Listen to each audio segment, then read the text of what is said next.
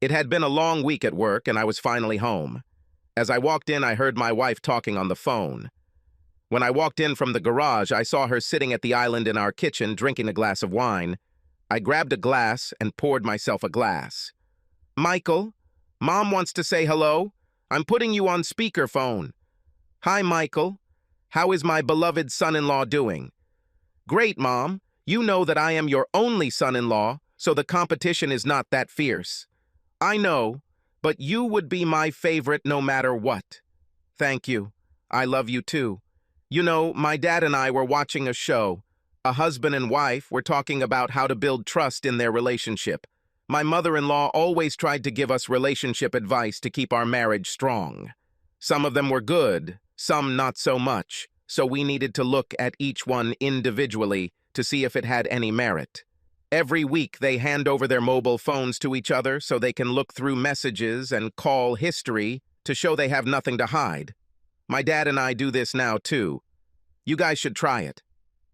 I looked at my wife Andrea and saw her flinch slightly when my mother-in-law said this. Interesting. "Mom, I think this is a great idea. Andrea and I will start doing this too." From some subtle signs, I realized that Andrea clearly did not approve of this. I think she might have something to hide. "Andrea and I have to go, so give our love to Dad." I quickly hung up Andrea's cell phone and handed her mine. There is no better time to make a change than now. "Michael, give me back my phone. This is a stupid idea that my mom suggested. I don't need to look through your phone. I trust you completely." "No, Andrea. I think this is a great idea. Trust is something that has to be earned and cannot be ignored, no matter how long we have known each other. I know I have nothing to hide, so view whatever you want." "Michael, no. We don't have to do this." From her reaction, I realized that she was hiding something. I opened her text messages, and it didn't take me long to find out what she was trying to hide from me. Just today, she was talking to someone named DJ, and it looks like my marriage might be in trouble. I saw some "I love you" messages, and as I kept scrolling, I saw some nude photos of them. Andrea saw my face and knew she was caught. She rushed to the phone, but I was too fast for her. "Do you want to explain what I see here? Who the hell is DJ and why are you sending him nude pictures of yourself? It's not what it looks like." "Bullshit. I think that's exactly what it sounds like." "You love him? How long does this last?" "Michael, please just give me my phone back so we can talk about this." "No, I think I'll keep it for a while. What you're going to do is get your shit together and get out of my house. I would suggest packing as if you were going on a long trip because you may need extra clothes." Tears began to roll down her cheeks, and I saw her resolve disappear. Andrea slowly walked up the steps to our bedroom, and I heard her begin to pack her things. I needed to find out a little more about who the hell a DJ is. From the pictures I had seen, his manhood below the waist was not even as big as mine.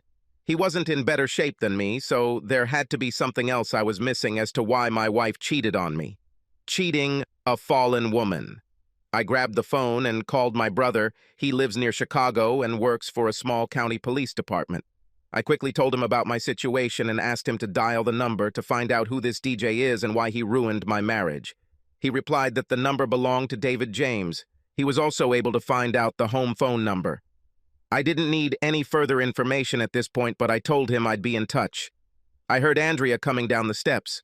While I was on the phone, I did two more things besides calling my brother. First, I ordered an Uber from her account on her phone. I then gave her dog some constipation medicine that the vet had given the dog after Andrea took her to surgery for stomach problems.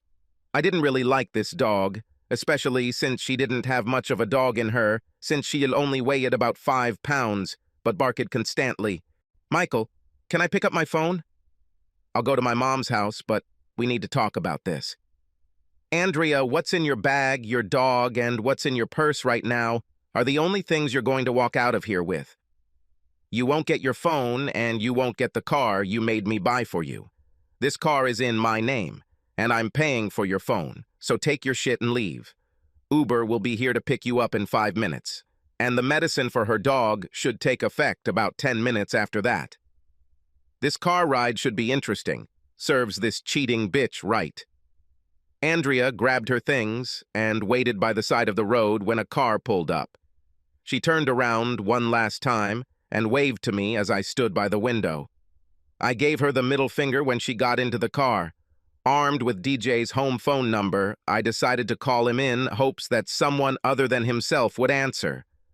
A woman's voice answered the phone, which I was very glad to hear. Hello? Does James live here? Yes. Who is it? My name is Michael Foster. I think I may have some information for you. Are you married to David James? Yes, this is my husband. Why this call? Just this evening, I came across several text messages between David and my wife, Andrea. They were very sexual in nature, and I thought you might want to know about them, too. Interesting story. My mother-in-law suggested that we exchange cell numbers every week to maintain trust in our marriage. I decided to do this tonight and discovered a connection between our two spouses. I'd be happy to share, but you might also be interested in exchanging numbers with David. What a bastard! This is the second time he has done this to me. I didn't catch your name, but I just received a new message from David while we were talking on the phone. He doesn't know that I have my wife's phone number. Looks like he wants to meet tomorrow instead of playing golf. His ass is my ass. I appreciate your call. I need to kick my husband out. I gave her my number in case she needed to contact me and we hung up. My next goal is to contact a lawyer and get a divorce from this bitch. The house was mine before the wedding. We didn't have children, so it's only about money. I'll gladly pay some money to get rid of it. As with a mole, sometimes it's easier to pay a dermatologist to just cut it off. Subscribe to our channel so that your second chaff doesn't cheat on you, and go ahead and listen to the next story, because this story is nothing compared to the next one. If you're under 18, don't even think about listening to the next one.